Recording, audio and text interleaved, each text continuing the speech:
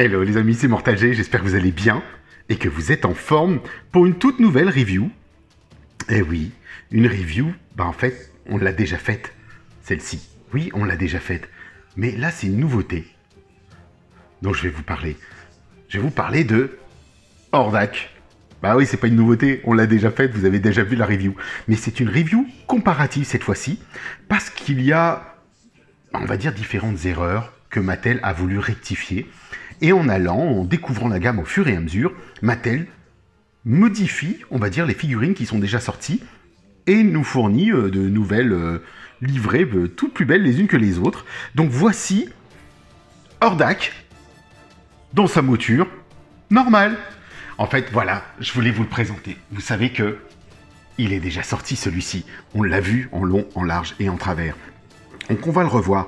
La seule petite particularité, je fais un petit coucou à Nicolas au passage, donc une très belle carte qu'il me l'a livrée, merci beaucoup, super, c'est que je souhaitais avoir cette variation de tête qui reprend en fait l'original que je vous ai déjà présenté, dont je ne reviendrai pas dessus. Donc c'est tout simplement pour faire un aparté là-dessus, c'est que vous avez donc les yeux complètement couverts, complètement rouges. Donc on va l'ouvrir bien sûr, on va regarder. On va le dépioter, le décortiquer. On a une version européenne cette fois-ci, donc pas de logo, pas d'écriture particulière. On verra aussi la bande dessinée et on va voir au dos le petit logo euro, en fait avec les différentes traductions, les quantités, mais pas de bio, pas de petite biographie. Donc là, il est superbe, il est unpunch, donc je suis très content parce que la carte est très très belle. Donc ça me permettra d'avoir cette variante de carte, toujours dessinée par Axel Jiménez, et qui reprend bien sûr le dessin de l'époque du Hordak, qui souhaitait envahir bien sûr la planète Eternia. On retrouve les mêmes objets, donc on a une adaptation, comme vous pouvez le voir ici par exemple. On vous montre la tête de Musclor, on va dire type Alfredo Alcala, Stratos, qu'on a déjà vu, le Hordak normal, mais moi celui que je vous avais montré, vous vous souvenez que tout ça c'est avec des petits... regardez comme c'est super sympa les petits... On va le rajouter, on va en reparler, c'est du vernis sélectif qui se pose dessus. Donc ça vous permet de détourer la figurine et de la faire ressortir en relief, c'est super bien, j'aime beaucoup.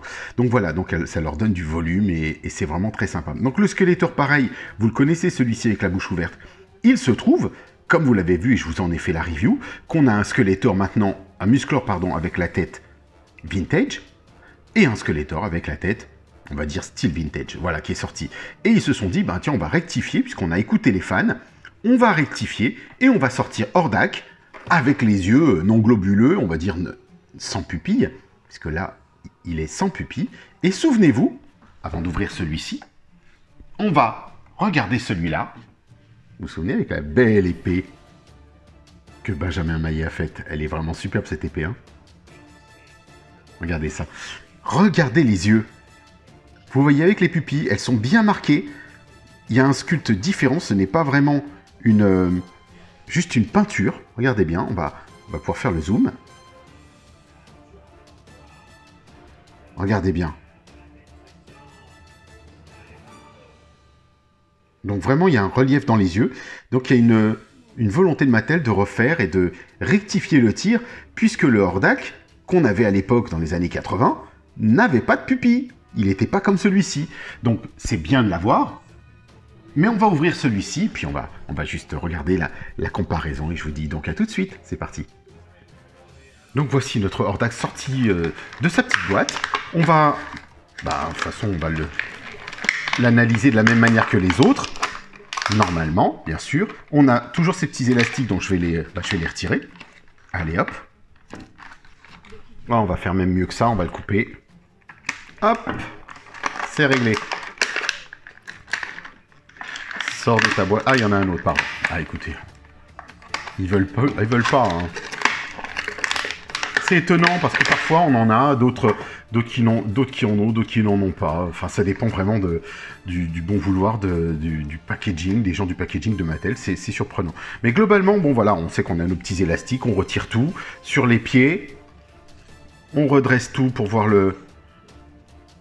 Ouh, ça bouge pas mal tout ça, j'aime bien déjà. Ça veut dire que déjà, il y a quelque chose qu'ils ont dû faire au niveau des articulations. Ouais, et ben ils ont fait plus que ça, puisque regardez, il y a déjà une erreur. sur le bras. Donc, ça va pas le faire du tout. On a un bras à l'envers. Donc, on a un bras gauche qui a été mis à droite. Super. Et j'allais dire, est-ce que c'est le même? Non, pas du tout. Donc, j'ai pas de chance. Sur ce coup-là, on a une figurine avec un bras à l'envers. Donc, c'est pas top. C'est franchement pas top du tout, du tout, du tout. Donc, là, ça va être compliqué. Ouais, ça va être compliqué. Bon, bref, c'est pas grave. On va voir autrement. Surtout qu'il n'y a pas vraiment de solution, puisque là, je l'ai pas eu directement à la revente. Je l'ai eu par un ami du groupe. Donc, voici notre Hordak. Donc déjà sa tête, effectivement, est différente, comme je vous l'ai déjà montré. On retrouve bien sûr les articulations que vous connaissez, hein, droite, gauche. Oh là, elle bouge bien, hein. Franchement, il n'y a pas de souci là-dessus. Et là, il y a une pure erreur. Vous voyez, le bras est inversé. En fait, celui-ci ne va pas du tout ici. Il devrait être à gauche. C'est comme ça. C'est le bras gauche. On a deux bras gauche. Il faudrait quasiment avoir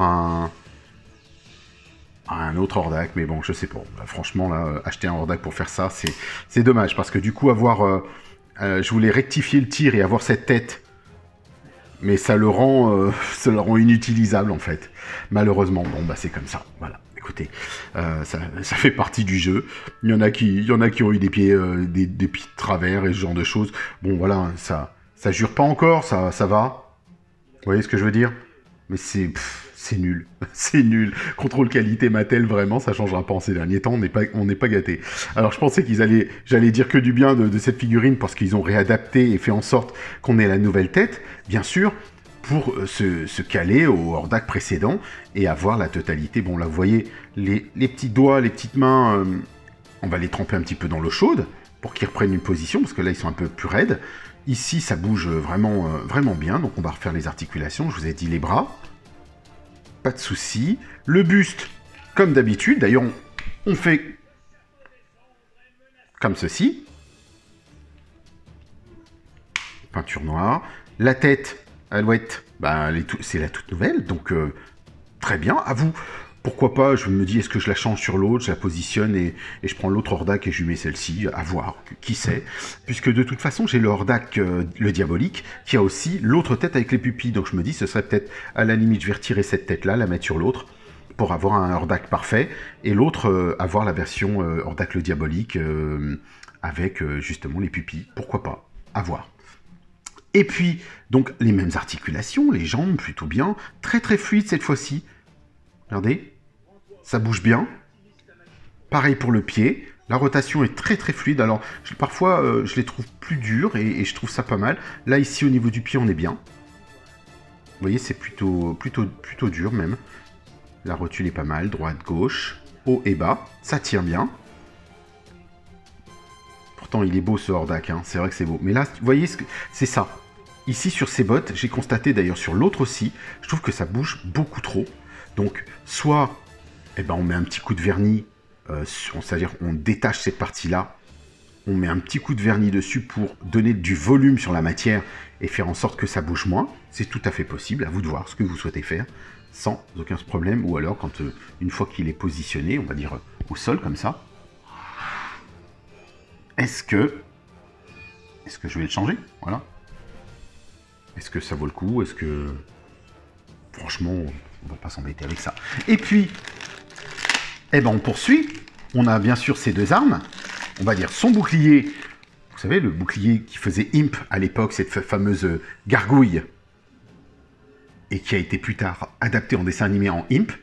On va retrouver la même chose. Donc on va l'attacher. S'il daigne se laisser cette fois-ci. Il me paraît plus dur que le précédent. Alors on va faire délicatement, on va pas se comporter comme une brute non plus. Et puis, ça passe bien. Voilà les amis. Il retourne comme l'autre avec son bouclier. Bon, ça va couvrir un petit peu le bras qui est défectueux, voilà, ça va peut-être le faire, on va dire ça. Mais j'ai pas de chance avec mes Hordak. Honnêtement, j'ai pas de chance parce que je vous avais dit, le Hordak Rétro Action de Super 7, il est arrivé, je venais de le manipuler, je sais plus si c'était en live ou quoi que ce soit. Paf, la jambe qui se casse. Bon, c'est vraiment un contrôle qualité. Donc il n'y a pas que Mattel, il y a Super 7, il y a un peu tout le monde. D'ailleurs, Super 7 nous renvoie les Felibel qui ont été retardés dans la gamme Cosmo Cats. Donc voilà, bon. On retrouve l'arbalète, bien sûr. Belle arbalète. Et puis on va faire notre petit, juste le petit comparatif de l'un et de l'autre, pour que vous puissiez voir que ben, on a bien les mêmes. Alors je retourne quand même, parce que on va voir sa cape. Vous voyez, il y a une... Alors je vais éventuellement l'humecter pour voir si ça part. On a une petite trace de noir là. Ah oui, c'est bon, ben, ça part, c'est parti tout seul. Donc on a une cape mobile. Cette armure comme celle que je vous avais présentée, c'est vraiment le même. Hein. Mais là, par exemple, la cape, pour moi, sur celui-ci, est plus plate. Après, ça dépend, bien sûr, du moule, enfin, on va dire celui qui a été fait, c'est-à-dire, en fait, surtout quand il est dans la boîte, la manière dont il est posé dans la boîte, et après, il garde cette forme, c'est un peu le côté mémoire plastique. Mais je trouve que là, oui, vous voyez, les mains, le reste bouge beaucoup plus que d'autres figurines. Il est un peu trop loose, on va dire. Mais bon, voilà, ça fait son effet. On a quand même un Hordak présent avec ses pupilles, sans les pupilles, et l'autre avec les pupilles. Donc, vous voyez maintenant la différence des deux têtes. On va lui baisser son... Vous voyez ce que ça donne? Alors, c'est sympa aussi avec les pupilles, hein. Moi, j'aime bien. Mais l'original est à droite. C'est celui-ci qui fait peur, normalement. Vous voyez le style de le dessin, le design du visage, le noir. Donc on retrouve vraiment la même chose, mais à cette seule nuance des yeux.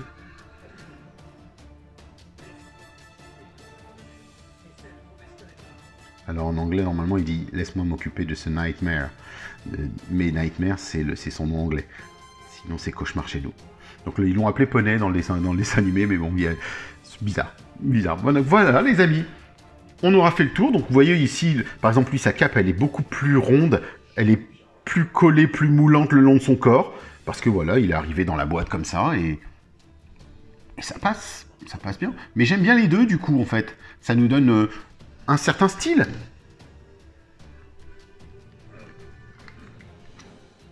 Et donc on retrouve exactement la même chose. Il n'y a rien d'autre qui diffère, hein, à part le biceps de travers, mais encore, bon, voilà, c'est... On va dire que ça passe, là, regardez, ça passe encore. Et d'ailleurs, je me souviens que plusieurs amis avaient reçu des classiques, pareil, avec des biceps inversés, des bras inversés. Il y a toujours eu des défauts chez Mattel, des défauts je dirais, de contrôle, hein, là, tout simplement. Hein. Il n'y a pas à dire. Hein.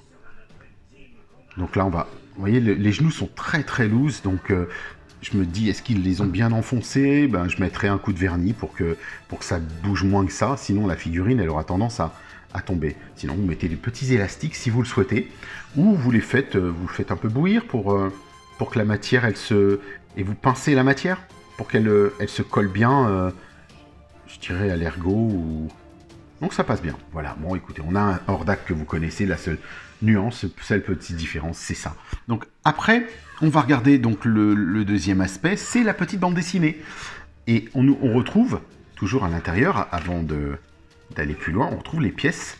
Vous savez, toujours cette petite fiche avec les pièces qui se détachent, amovibles. Donc on sait que les bottes se retirent, le bras, le torse, la tête.